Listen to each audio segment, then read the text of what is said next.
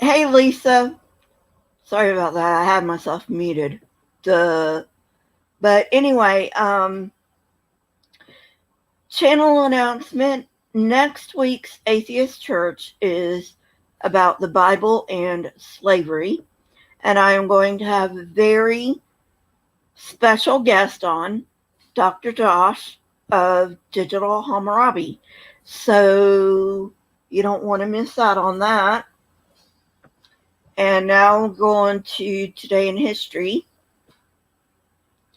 The USS Maine explodes in Cuba's Havana harbor.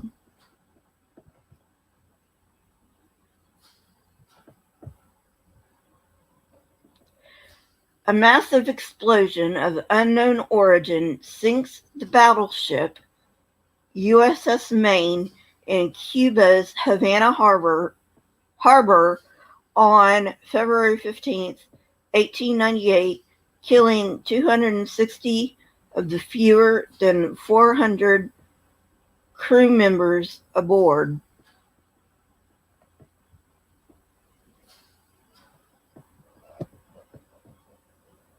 One of the first American battleships, the Maine weighed more than 6,000 tons and was built at a cost of more than $2 million. Ostensibly on a friendly visit, the Maine had been sent to Cuba to protect the interests of Americans there after a rebellion against Spanish rule broke out in Havana in January. An official U.S.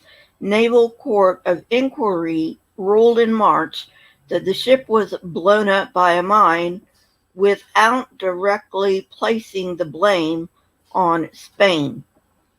Much of Congress and a majority of the American public expressed little doubt that Spain was responsible and called for a declaration of war.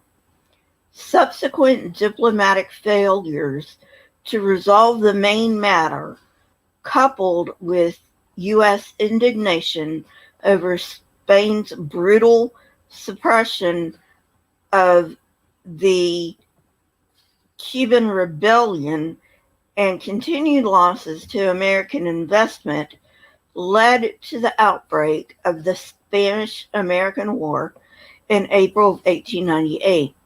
Within 3 months, the U.S. had decisively defeated Spanish forces on land and sea, and in August an armistice halted the fight. On December 12, 1898, the Treaty of Paris was signed between the U.S. and Spain, officially ending the Spanish-American War and granting the U.S. its first overseas empire, with the ceding of such former Spanish possessions as Puerto Rico, Guam, and the Philippines. In 1976, a team of American naval investigators concluded that the Maine explosion was likely caused by a fire that ignited its ammunition stocks, not by a Spanish mine or act of sabotage. Wow.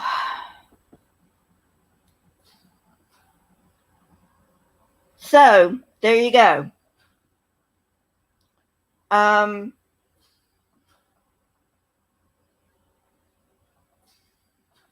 Let's get into Proverbs chapter 3.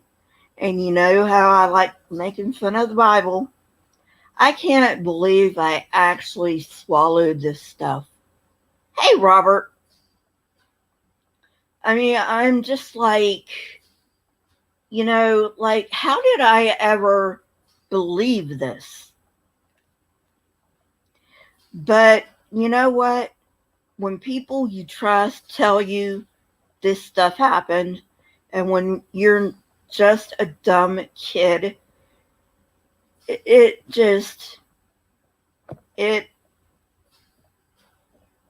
what can I say?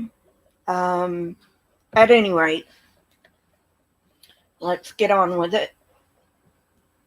My son, do not forget my teaching, but keep my commands in your heart, for they will prolong your life many years and bring you peace and prosperity. You know, if Proverbs just cut the crap with repeating everything, it'd probably be 2 chapters, and there might not even be a Proverbs. I get,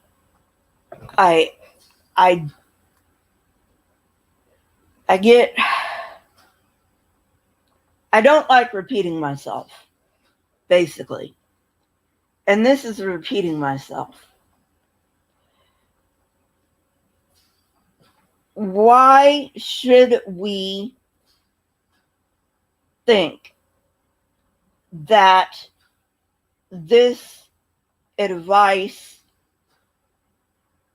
that the giver of this advice is good enough for giving advice to say, don't forget my teachings?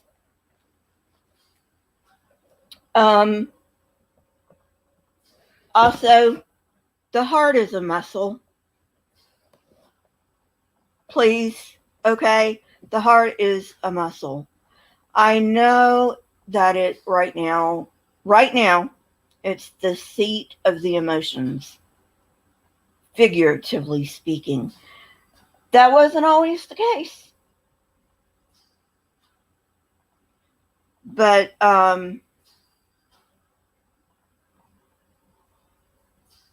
anyway, teachings will not prolong your life. Okay? They just won't. And peace and prosperity, well, that's in the eye of the beholder, isn't it? Verse 3, let love and faithfulness never leave you. Bind them around your neck. Write them on the tablet of your heart. Then you will win favor and a good name in the sight of God and man. I don't care about you, God. I do care about my fellow man. And, love and faithfulness, yeah, they seem like pretty good attributes to have. But this stuff is always situational. And come on.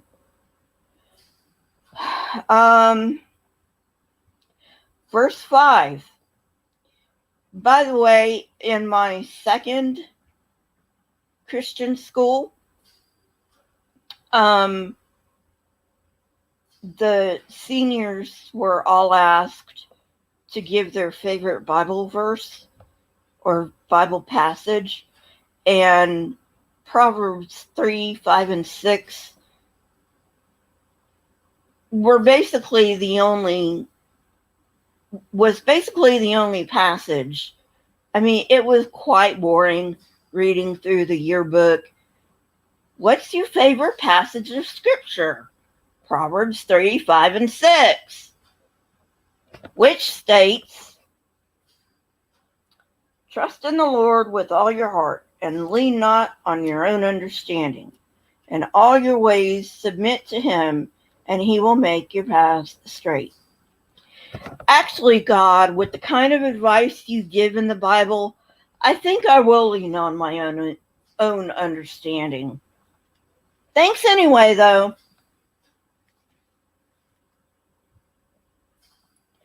Verse 7, be not wise in your own eyes. Fear the Lord and shun evil.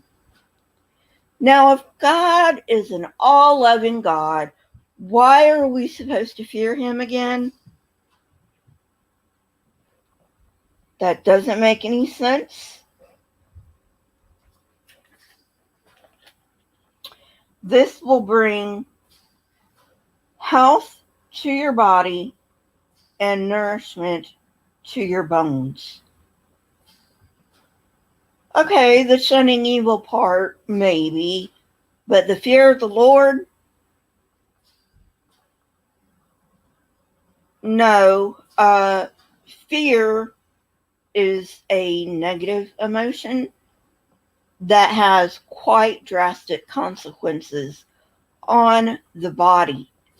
By the way, if you would like me to do an episode on that, I'm perfectly willing to do an episode on fear and how it takes a toll on the body.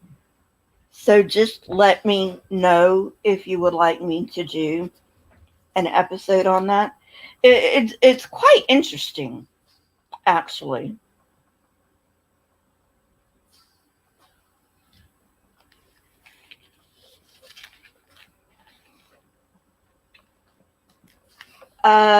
Verse 9.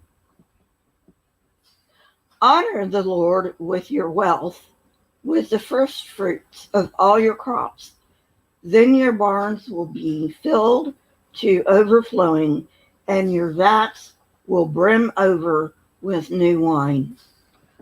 Why the hell does everything revolve around money in religion?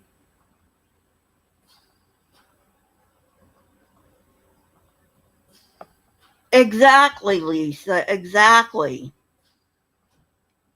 Of course, he doesn't exist, but, who knows? I don't know. No idea. Verse 11.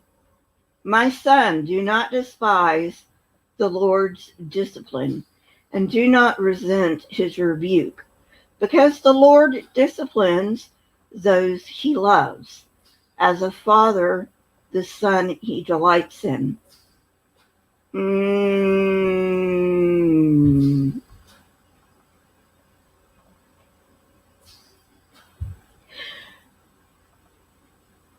That sounds like an abusive relationship.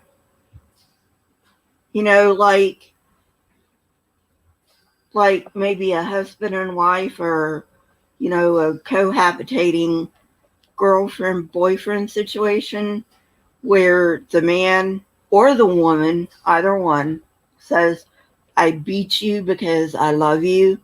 That's what that actually sounds like. And I don't think I'm wrong in reading it that way. Uh, or, in, uh, any couple that lives together, whether they're married or, whether they just cohabitate. I beat you because I love you. No, definitely not.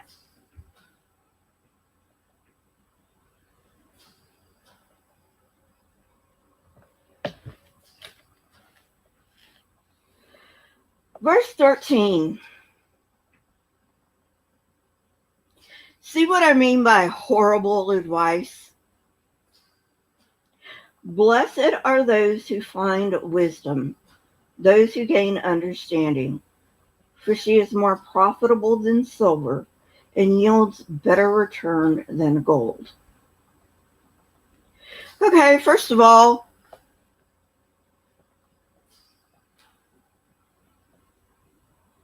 you're saying you have never identified exactly what wisdom is or what understanding is.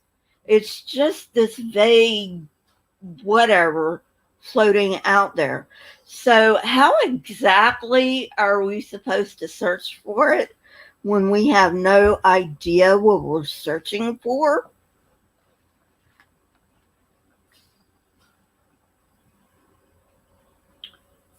And actually, I'd prefer gold. to tell you the truth. Verse 15, she is more precious than rubies. Nothing you desire can compare with her. Long life is in her right hand, in her left hand are riches and honor. I don't know about that.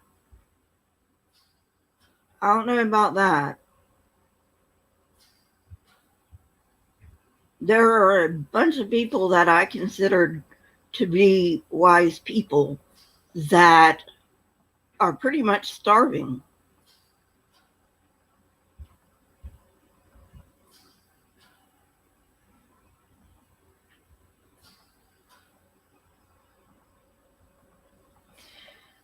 Verse 17, her ways are pleasant ways, and all her paths are peace. Well, considering you've never defined it, that means we can't really find it now, can we? Which means we have no friggin' clue if this is true or not.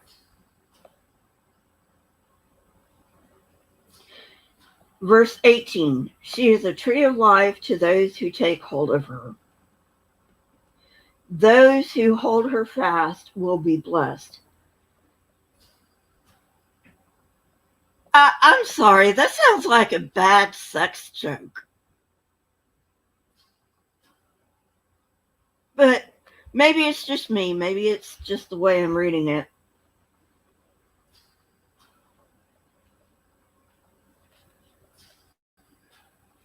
Verse 19, by wisdom the Lord laid the earth's foundations. By understanding he set the heavens in place. Really? Really? Because in Genesis it said he spoke the world into existence. Which is it? Did he speak the world into existence, or did he create it by wisdom and understanding?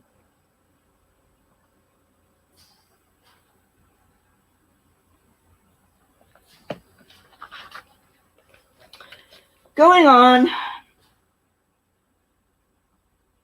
verse 20. By his knowledge, the watery depths were divided, and the clouds let drop the dew. My son, do not let wisdom and understanding out of your sight. Preserve sound judgment and discretion. Well, considering you haven't defined it, we haven't really found wisdom and understanding, which means we can't very well let it out of our sight now, can we?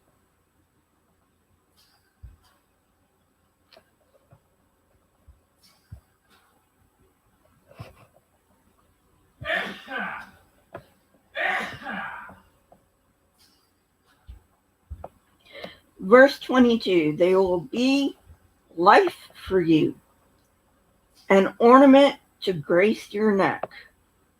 Then you will go on your way in safety, and your foot will not stumble. When you lie down, you will not be afraid. When you lie down, your sleep will be sweet. No, I don't care how wise you are. There are just sometimes you're going to be going to bed afraid for whatever reason. Plug in January 6th here. Enough said about that. I had a hard time sleeping for a while after that. Because if they can get into the Capitol, there's nowhere they can't get into.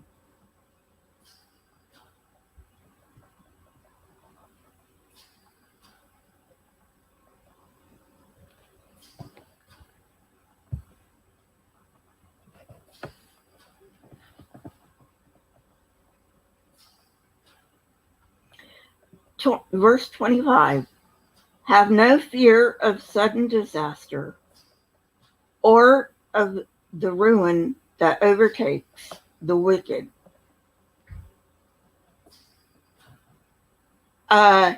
Yeah, we absolutely should fear sudden disaster. People get hurt, people get killed in sudden disasters. See what I mean about this book being full of bad advice?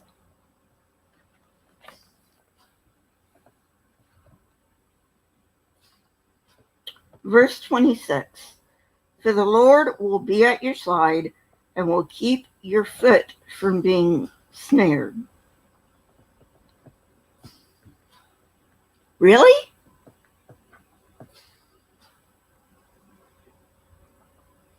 See, this is what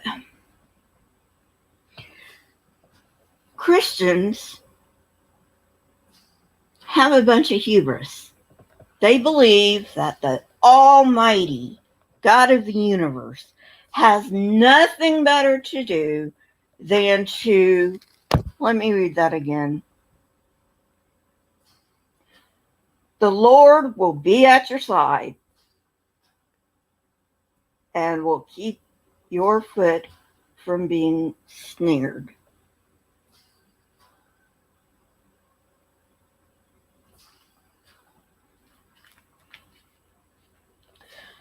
Verse 27. Do not withhold good from those to whom it is due, when it is in your power to act. Oh, okay, so wait a minute. So basically the rebellion of Zedekiah, I think, was put in charge of Jerusalem as a vassal king. I'll have to double check that. And he rebelled, so Nebuchadnezzar had to come again. And in 586, 587 BCE, not 607 Jehovah's Witnesses, he destroyed Jerusalem.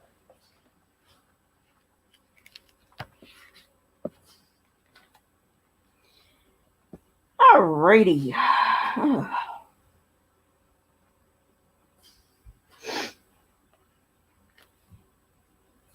Verse 28.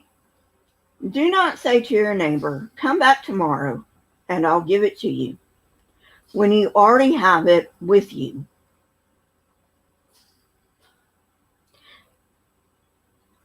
Wow, actually some good advice in the Bible for once.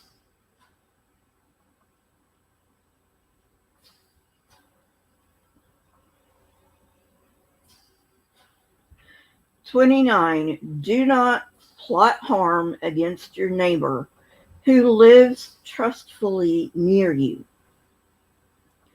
Do not accuse anyone for no reason when they have done you no harm. Do not envy the violent or choose any of their ways. For the Lord detests the perverse, but takes the upright into his confidence. Again, define what perverse is, please, and define what upright is.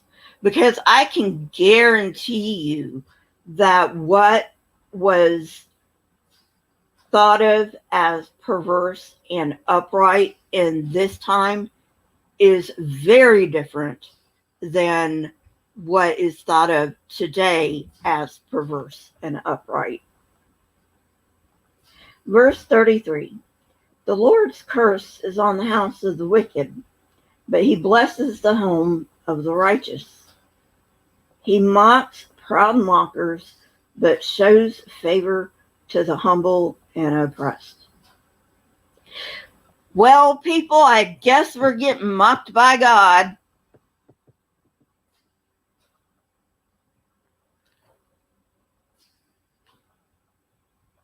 Guess we're being mocked by God at right this very minute.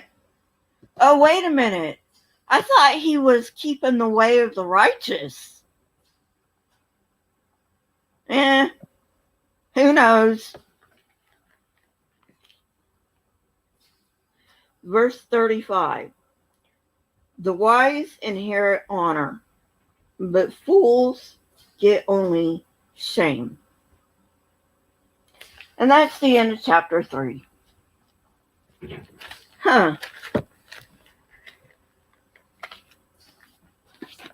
Seriously? You could have said that in like 2 verses, maybe 3.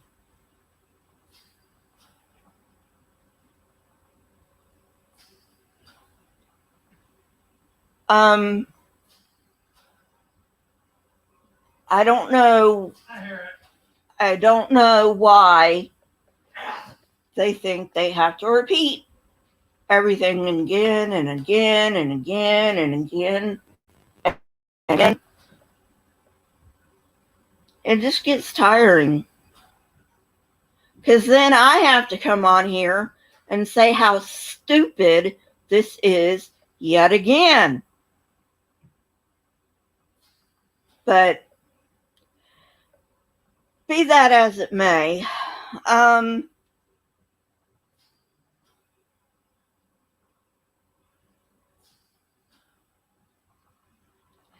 yeah, cursing. Well, God's sending people to hell for all eternity who don't believe in you because you can't get off of your friggin' ass and make yourself known to people. Because if you really existed and you're really omnipotent, then you would know what would convince me. And you haven't convinced me that you exist. So, according to you, you are going to send me to hell because I don't believe you exist because you're too lazy to get off your ass. Happy, Lisa. Happy. That's what blessed means, happy. So, I just want to know, like I said earlier, this book can have like 1 chapter in it instead of 31 chapters. Between all the repeating of himself and all this, who knows? But anyway, yeah. Hey, Purple. It really does. It makes you wonder,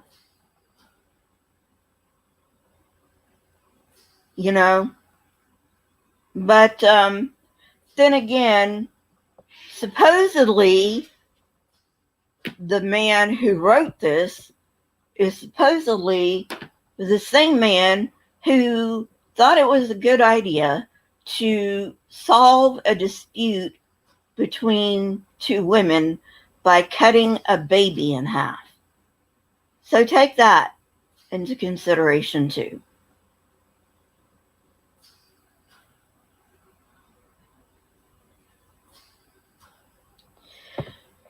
So anyway,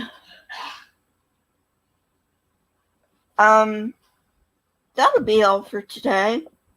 For those of you just coming in, Atheist Church on Sunday is about the Bible and slavery. And Dr. Josh of Digital Hammurabi will be on to explain why the Bible actually condones slavery, you know. And I was just watching Godless Engineer today. I think he did this live stream a couple of days ago, but I just got around to watching it. And he was talking about J. Warner Wallace or whoever, you know, the one who does Cold Case Christianity or whatever the crap it is, you know, and he's defending, you know, how the slavery in the Bible wasn't the antebellum South slavery. Yes, it was. But anyway, we are going to have Dr. Josh with us on Atheist Church. He does have a book out on Bible slavery, but, you know, we'll get to that. And, you know, yeah. So, at any rate, I am going to get off. And you have a wonderful, wonderful rest of the day wherever you are. And I will see you guys later. Bye.